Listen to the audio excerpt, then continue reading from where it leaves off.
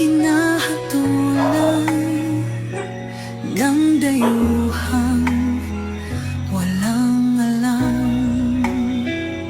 Sino pa ang nagmalasakit? Siya ngayon'y pinapahirap.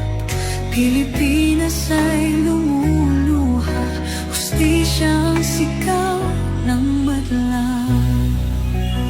Tatay, di ko, hindi ka nag-iisa.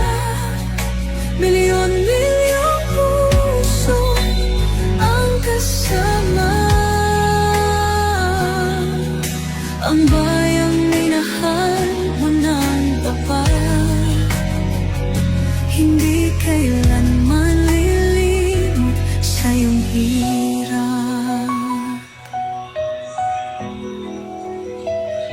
Ilang taon mong isinakripisyo, kapayapaan, kaunlaran para sa Pilipino. Ngunit